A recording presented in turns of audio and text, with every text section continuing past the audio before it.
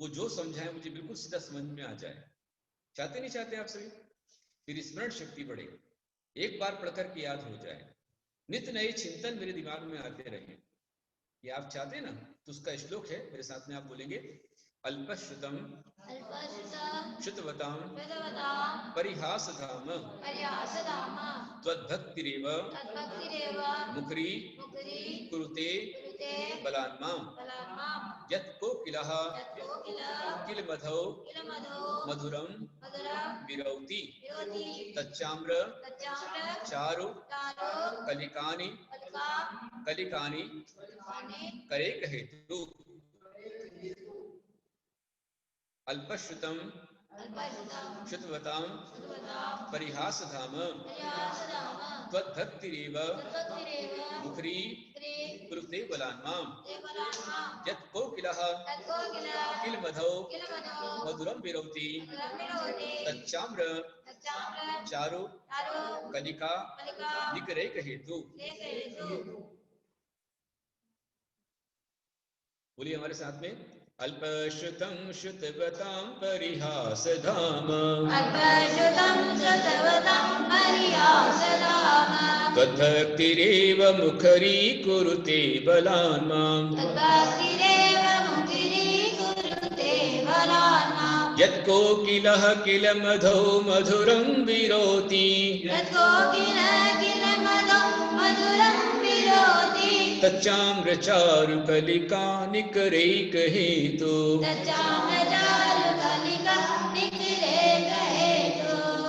क्या आपने स्तोत्र का उच्चारण किया है? और कल सर्प संकट निवारण करने वाला श्लोक और मंत्र होगा। आप भक्तामृत पढ़कर के सर्प का विष भी उतार सकते हैं।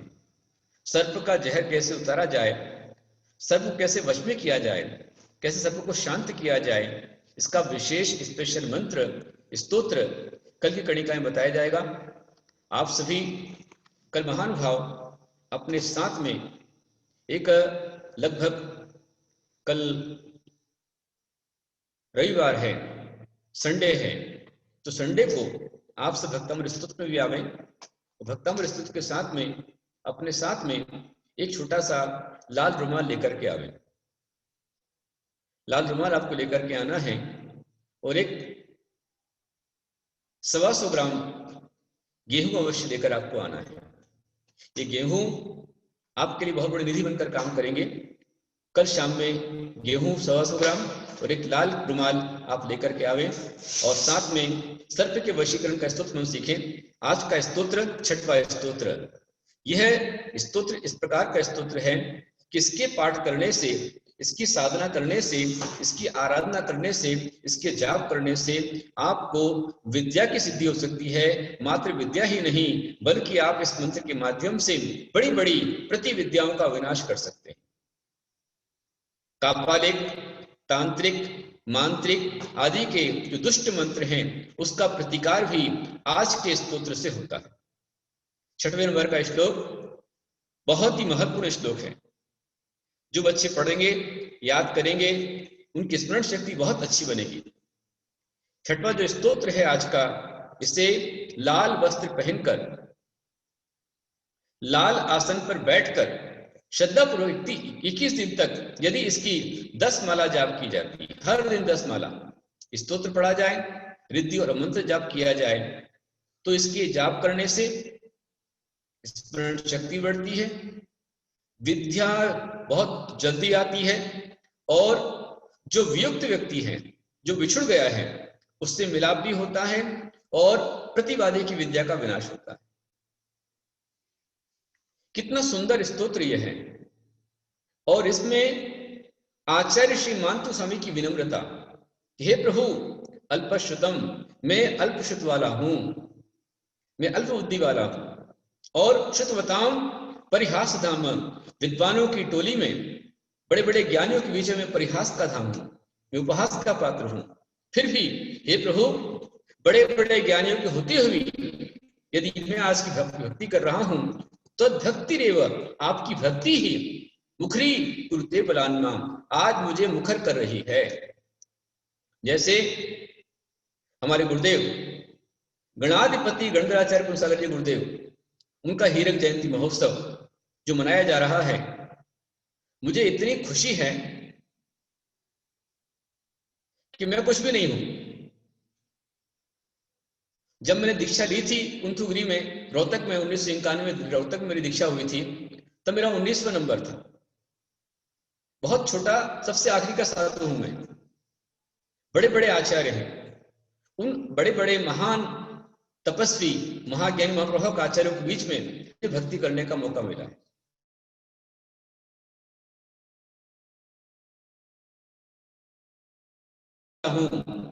मेरी बुद्धि ज्यादा नहीं है, ये ध्यान रखना।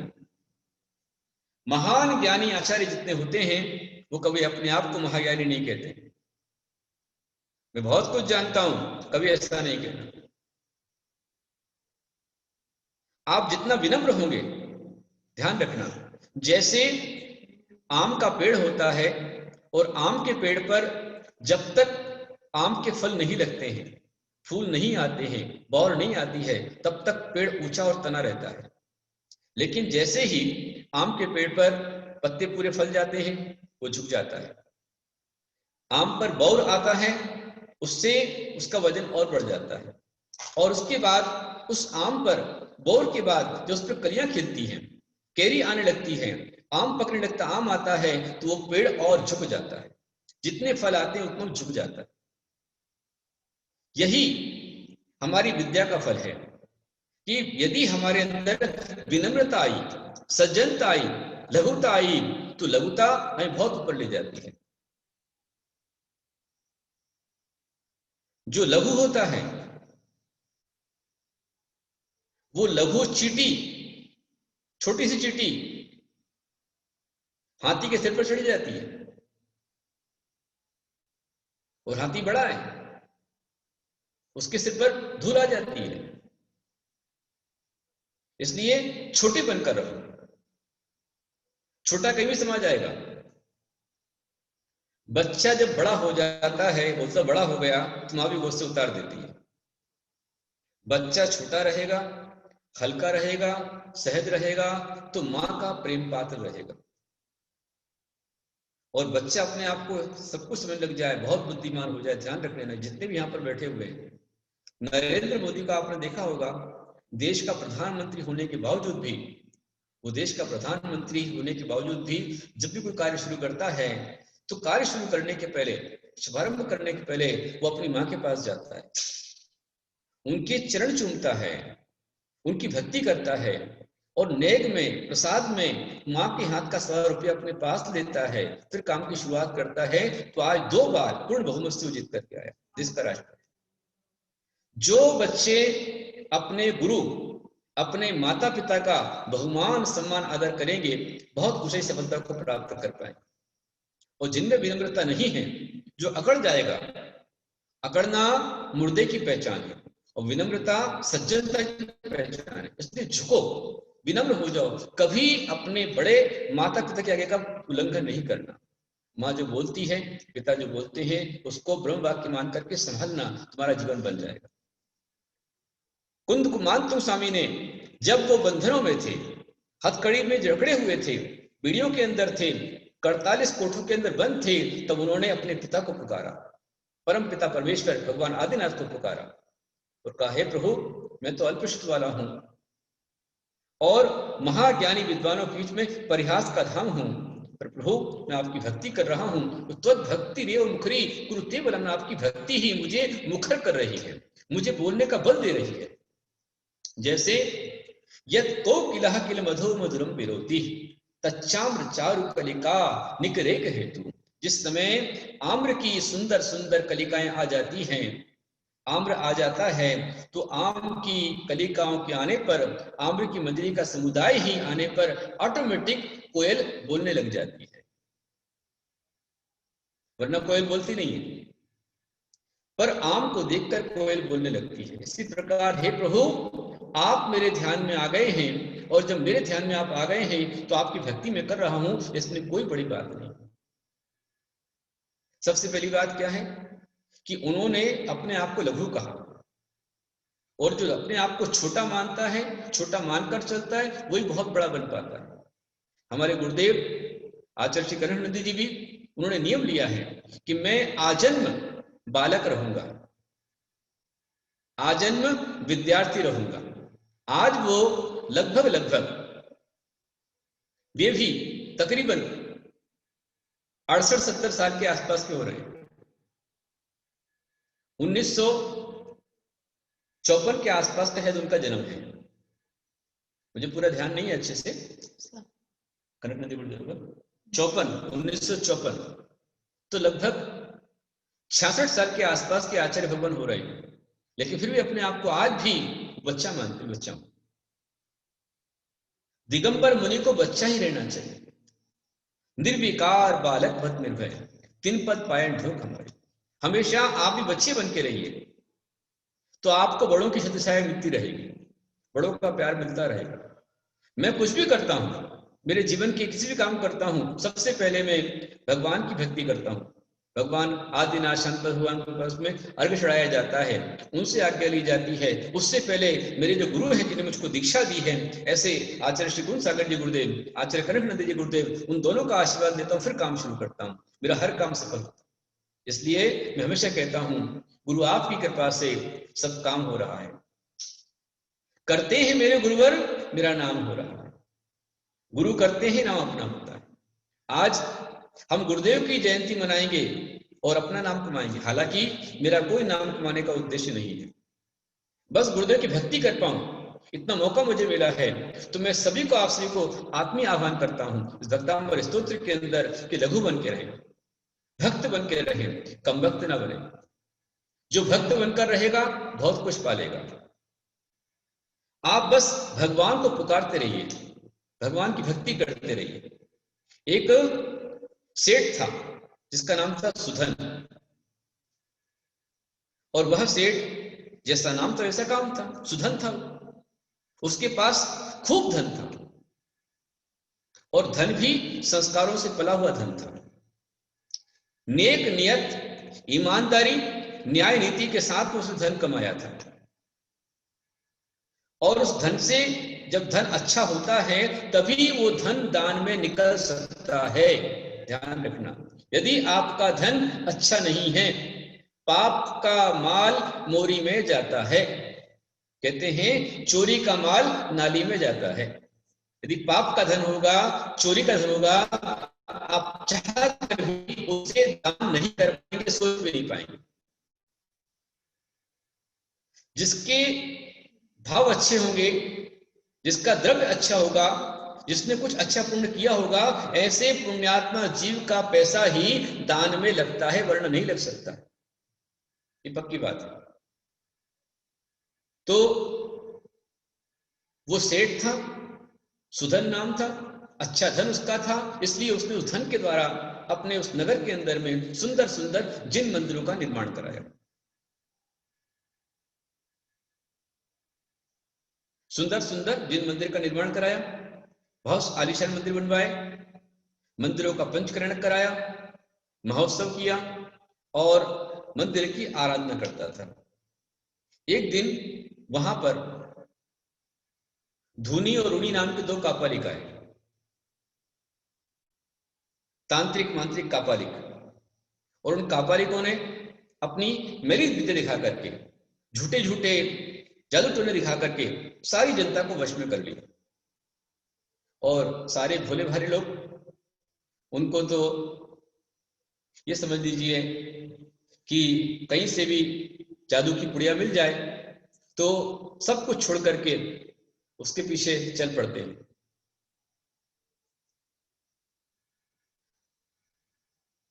उस कापालिक ने देखा पूरा गांव आ रहा है, तांत्रिक ने देखा पूरा गांव आ रहा है, सब आ रहे हैं, और उसने अपने जो चेले चपाटे उनसे पूछा, जरा देखो गांव के सब लोग आते हैं कि नहीं आते, शहर के लोग कुछ बाकी बचे हुए।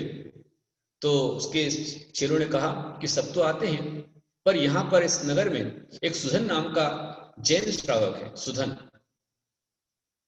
और एक भीमराज नाम का श्रावक है, वो जैन है। वो सिर्फ जिनेंद्र भगवान के समक्ष ही झुकते और किसी के पास नहीं जाते। अच्छा, उसने कहा मेरे पास नहीं आते, देख लूंगा इनको मैं।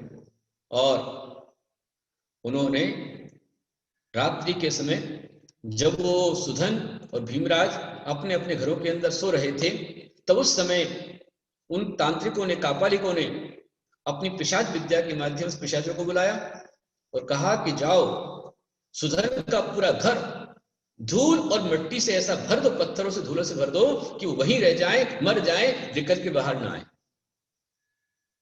और वैसे ही हुआ।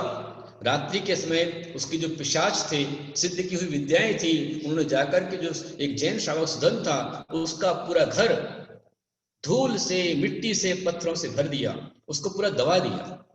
लेकिन वहां दबकर भी उसने सोचा कि ये मेरा संकट मेरे अशुभ कर्मों के उद्देश्य से आया है और संकट में धर्म ही तारण करने वाला है।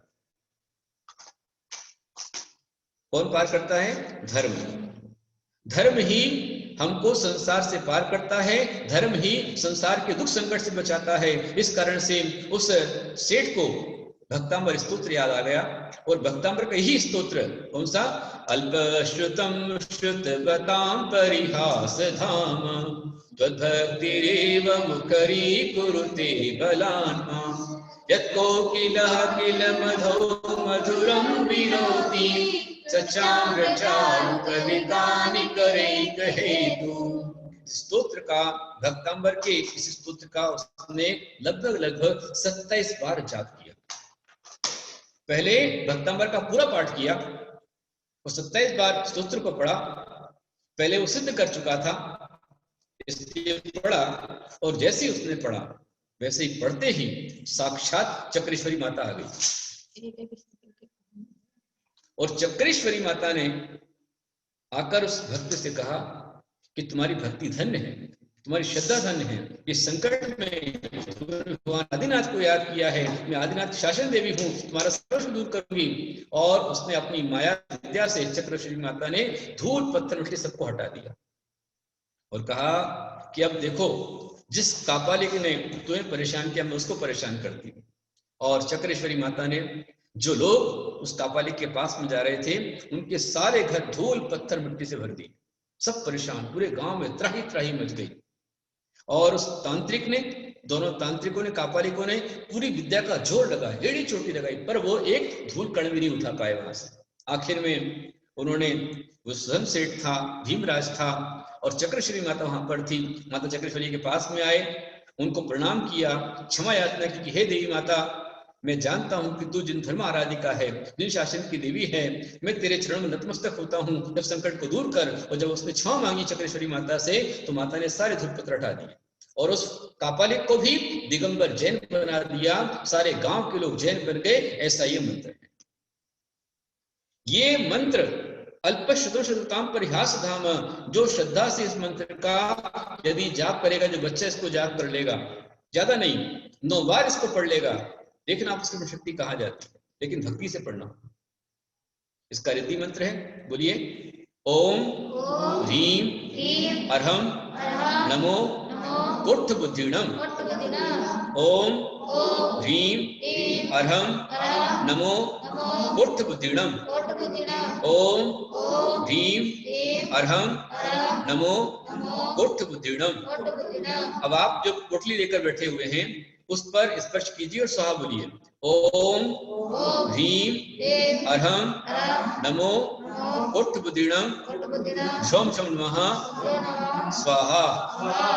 और बोलिए दूसरा मंत्र ओम ह्रीं श्रां श्रीं श्रूं शः हम सम थः थः थः ठः ठः सरस्वती भगवती विद्या प्रसादम कुरु कुरु स्वाहा। तो आज का स्तोत्र एक तो सरस्वती विद्या का प्रसारक है, विद्या प्राप्ति का स्तोत्र मंत्र है, और दूसरा वियुक्त व्यक्ति का संयोजक मंत्र, जो आपसे बिछुड़ गया है उससे आपको मिला देगा। ऐसा स्पेशल मंत्र है।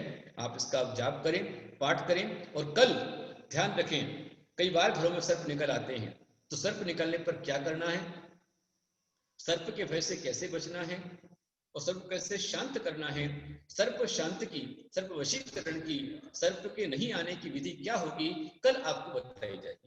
भक्तामृत स्तोत्र के माध्यम से सर्प विष को दूर करने की विधि कल आपको समझना जानना है। ये छोटा सा विषय, कैसे सर्प का विष दूर हो, कैसे सर्प हमारे घर में ना आवे, यदि आ गया है तो कैसे जावे, और हम सर्प से कैसे बचें, सर्प से वशीकरण, सर्प को हम कैसे शांत करें, इसकी विधि कल बताई जाएगी।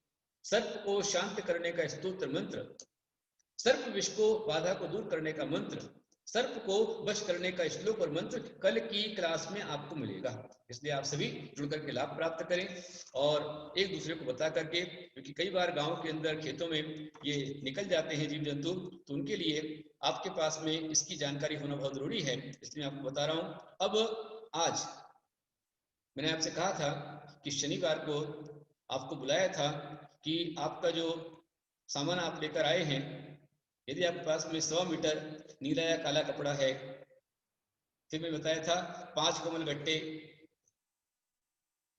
5 साबुत अखंड लवंग, 100 ग्राम 125 ग्राम काली तिल, 125 ग्राम काली उड़द, श्रीफल, काली हल्दी, काला धागा, काली कौड़ी और 7 सिक्के स्टील के, ये आपको बताए थे। और आपने यदि इसको रखे हुए हैं, लाए हुए हैं, तो इसमें से क्या कैसे करना आप सुन लीजिए ध्यान से। और YouTube पर ये लिंक रहेगी, आप देख सकते हैं। बार बार किसी को भी फोन ना करें, समझाएं नहीं, पूछे नहीं, आप स्वयं इसको देख लें अच्छे ध्यान से, मैं जो बता रहा हूं। तो आपको इसमें से एक मात्र जो काली हल्दी है, उस काली हल्दी को तो और लवंग को उठा करके अपने घर की तिजोरी में आपको रखना है। तिजोरी में जहां पैसा रहता है वहां पर काली हल्दी और तिल, ये 2 चीजें आपको अपने घर में तिजोरी में रखना है। और जो उड़द है, उड़द को और कौड़ी को, इसको आप या तो किसी चौराहे पर आप रख देवें, चौराहे पर छोड़ देवें, या पीपल के पेड़ के नीचे आप रख देवें। और जो कपड़ा है नीला और काला कपड़ा,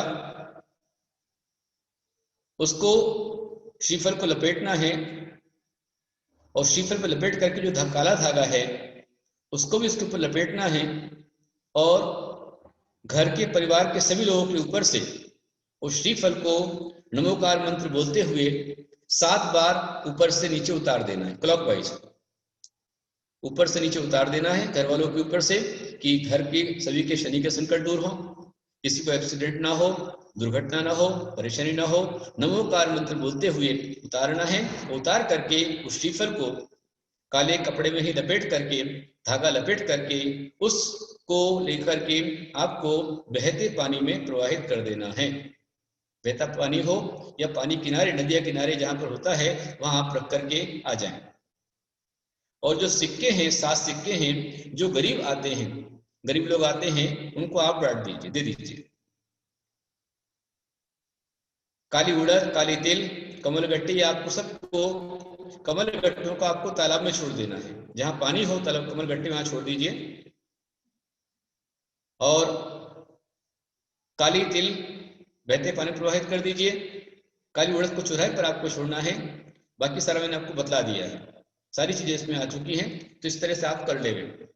कुछ भी समझ में ना आवे तो पुनः आप YouTube पर एक बार आप अच्छे से देख ले, सुन ले, जिससे आपको समझ में आ जाएगा। ठीक है, कल शाम के टाइम पर ध्यान रखें। पहले तो संडे है,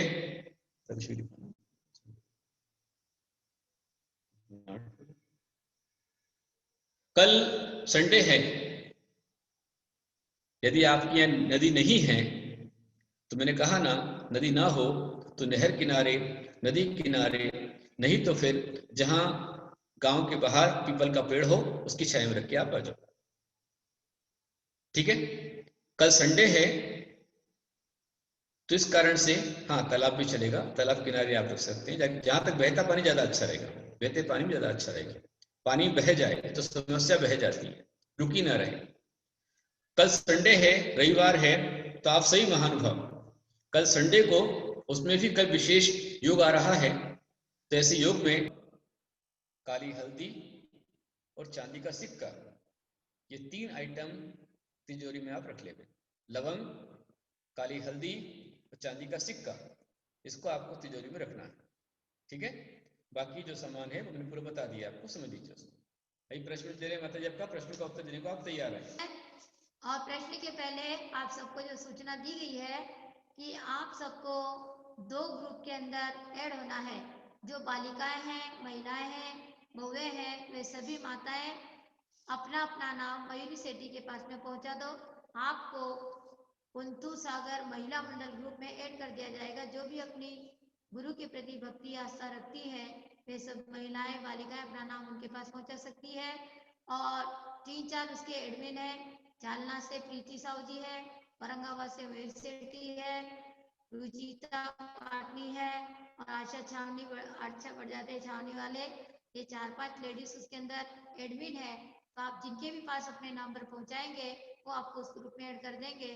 उसी प्रकार जो पुरुष वर्ग है, वर्ग है, योग वर्ग है, वे सभी पुरुष वर्ग भी अपने गुरु के प्रति, और जो गुरुदेव ने अभी सभी को सब कुछ सूचना दी है 30 तारीख को होने वाली कार्यक्रम की, उस कार्यक्रम में जो भी भक्त लोग अपनी तरफ से गुरु के प्रति भक्ति करना चाहते हैं, और करना ही चाहिए, केवल महिलाओं का ही दायित्व नहीं है, पुरुष वर्ग, बालक वर्ग सभी हमें अपने गुरु के प्रति भक्ति करना है।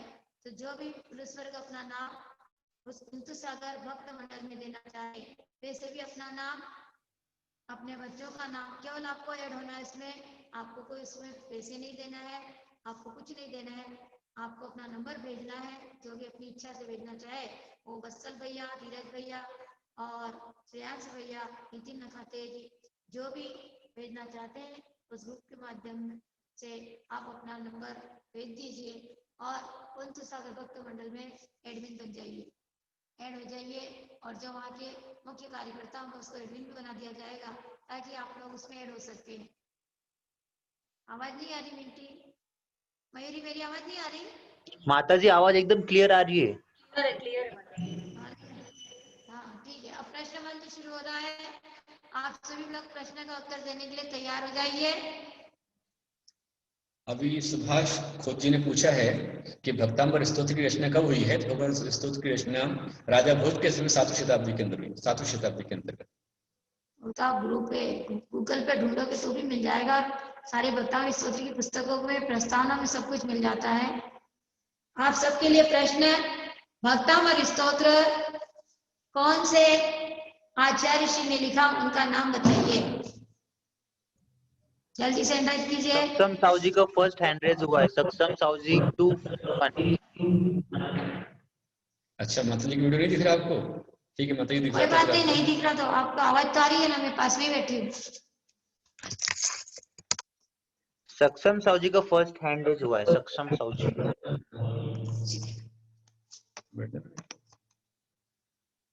आप अनम्यूट कीजिए। नमोस्तु गुरुदेव। वंदामि माताजी।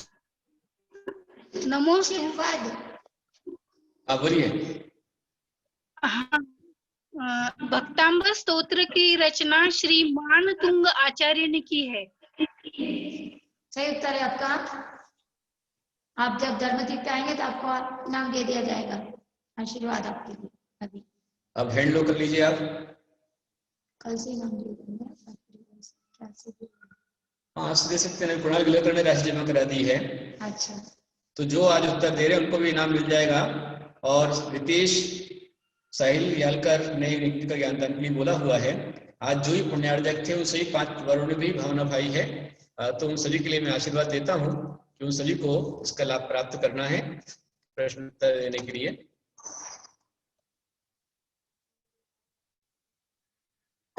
माता जी दूसरा प्रश्न।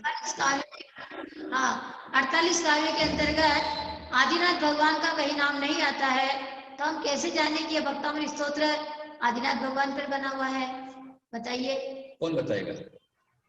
विजय जैन फर्स्ट हैंड रेज हुआ है।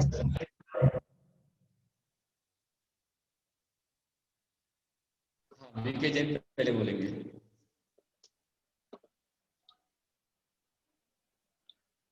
नमस्ते गुरुदेव। हाँ, बोलिए।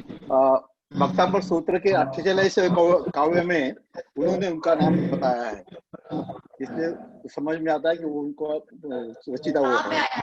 कौन से काव्य में आया कौन से है? काव्य में आया है? 48 नंबर 48 48 में 48 कहाँ आता है बताइए? 48 हाँ 48 नंबर में। हाँ बताइए, कहाँ कैसे आता है 48 में? उनका नाम कहाँ? आदिनाथ जाएंगे ऋषभनाथ कहाँ है लिखा? लास्ट जो लाइन है, दे मान तुंग भवसा समुद्री चानी। नहीं, भगवान आदिनाथ जी का नाम चाहिए। आदिनाथ भगवान का नाम कहाँ आता है इसमें? आदिनाथ भगवान का नाम पूछे, मानतु स्वामी का नहीं पूछा हुआ है। 48 काव्य के अंतर्गत आदिनाथ भगवान का नाम कहाँ पर आता है? हम कैसे जाने कि आदिनाथ भगवान का स्तोत्र है? चलिए दूसरों को वो मौका आपको देंगे। बताना है। दूसरा बताइए, और दूसरे कोई बताइए। वंदना जैन, मिंकी बीड। भाई, हाँ, दूसरे को नंबर दो। जी संपदा मुकेश जिया जैन नागपुर। नहीं, वंदना जिनका बोले थे ना अभी तो पहले। नहीं गुरुदेव, इनका यहाँ पे। अच्छा ठीक है, अनम्यूट कीजिए वहां से। आवाज नहीं आ रही संपदा जी। अनम्यूट करिए यहाँ से।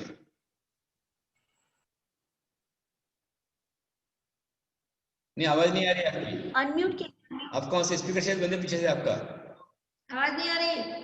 संपदा, अनम्यूट कीजिए संपदा जी। नो वॉइस, आवाज नहीं आ रही है। आपकी आवाज नहीं आ रही है, आवाज खोलो। हाँ, अब आ रही है आवाज? आ रही।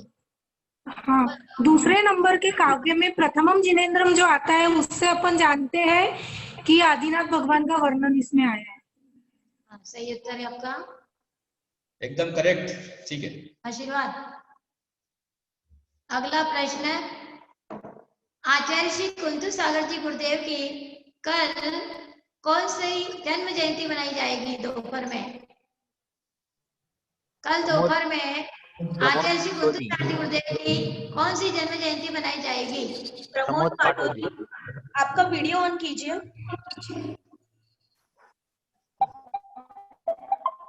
प्रमोद पाटोजी। नमोस्तु गुरुदेव।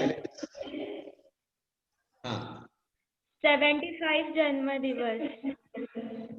बहुत बढ़िया, वेरी गुड। रॉन्ग उत्तर है आपका, रॉन्ग है, रॉन्ग। दूसरे को मौका मिलेगा।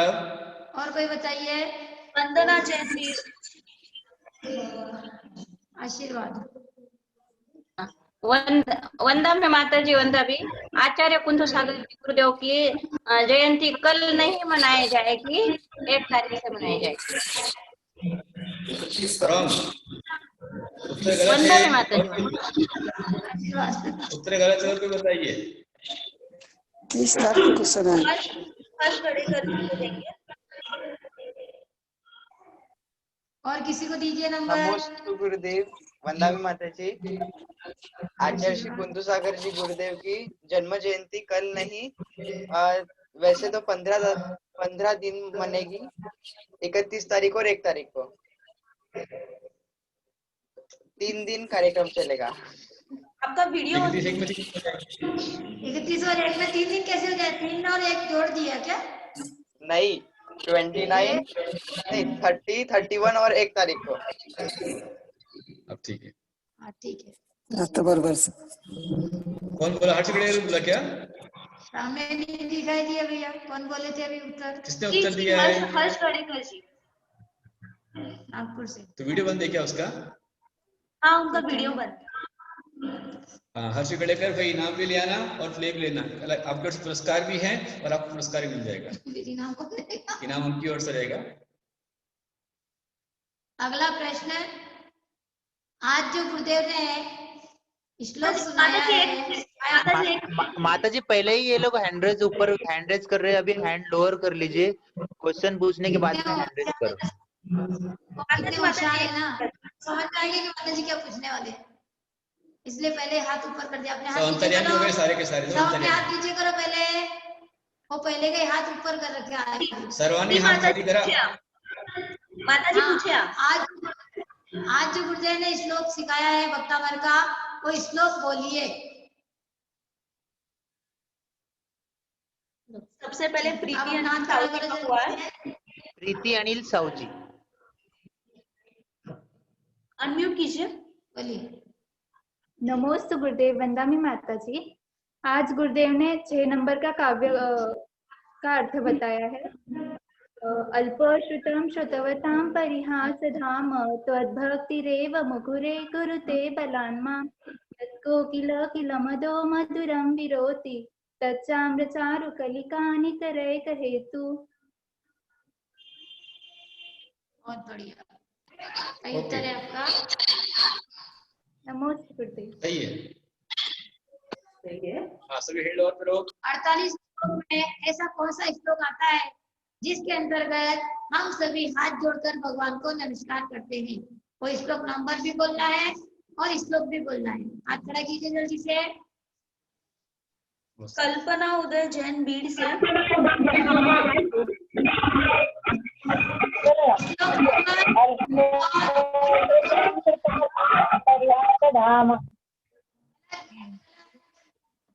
गलत है।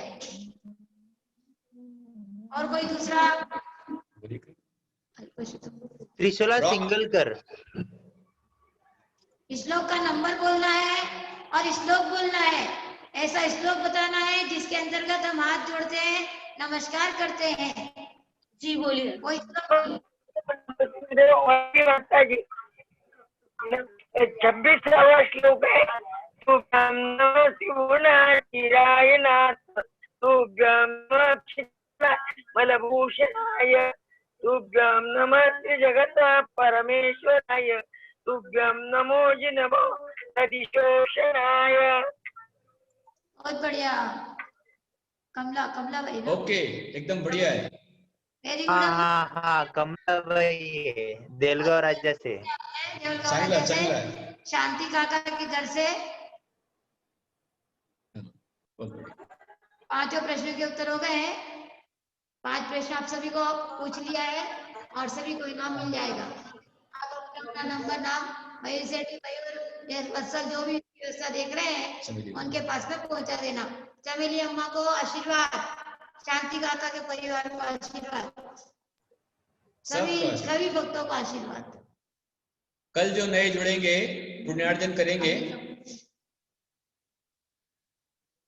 कल जो नए पुण्यार्जक परिवार हैं जिन्होंने दीप प्रज्वलन के लिए अपना हाथ हैंडरेस किया है, वो स्वयं परिवार तैयार रहें और अपने सभी संबंधियों को, परिचितों को मैसेज देकर के उनको भी इसके अंदर जोड़ें। स्वयं भी लाभ लेवे, सबको लाभ देवे। इसका आप सभी ध्यान देवे। आपको स्वयं भी लाभ लेना है, सबको लाभ देना है। कल आपको दीप भी जलाना है, कल आपको आरती भी करनी है और बहुत ठाट बाट से भक्ति करके भक्तामृत का पाठ में आपको दीप जलाकर पुण्य संचय करना है। और सभी के लिए मेरा बहुत सारा आशीर्वाद। धीरज भैया कल का प्रश्न बना लेना, कल के लिए प्रश्न डाल देना बना करके। यदि कोई भी हो तो मयूरी, मिंटी वगैरह धीरज को बोल करके प्रश्न वगैरह कल के लिंक भेजवा दे। वैसे सुबह की क्लास की भी ले सकते हैं। अभी कहानी बताई थी गुरुदेव ने कहानी के माध्यम उससे भी ले सकते हैं। और आप नहीं ले पाए तो फिर मेरे को मैसेज कर देना। प्रश्न नहीं बना पाए तो मैसेज कर देना, प्रश्न में ऐसा बना करके भेज देना, फिर आप लोग डाल देना। सबको आशीर्वाद। नमोस्तु गुरुदेव। नमोस्तु गुरुदेव। धीरज भाई आवाज आ गई तुम्हारी? प्रश्न बना लेना कल के लिए ना। जी माता जी। जी जय बोला आचार्य श्री गुप्तीनंदी जी गुरुदेव की जय, आचार्य संघ की जय। गुरुदेव आज की सभा यही समाप्त होता है। हाँ जी, सभी नगरों ग्रामों मेरा मंडल इस बात हो जाए तैयार है। मयूरी कल की सूचना दो, कल के प्रोग्राम की सूचना दो पहले। कल दोपहर में 2:15 बजे महिला मंडल सभी भक्त लोग उपस्थित रहे। सुबह के 8 बजे आप सभी को इसी आईडी पर धर्म तीर्थ के इच्छा आदिनाथ भगवान का पंचामृत अभिषेक मां शांति धारा दिखाई जाएगी। आप सभी लोग अभिषेक देखने के लिए तैयार रहे, दोपहर में मीटिंग के लिए तैयार रहे और शाम को पाठ के लिए उपस्थित रहे। तीनों समय में आप सभी अपनी अपनी उपस्थिति देकर के पुण्यार्जन प्राप्त कीजिए।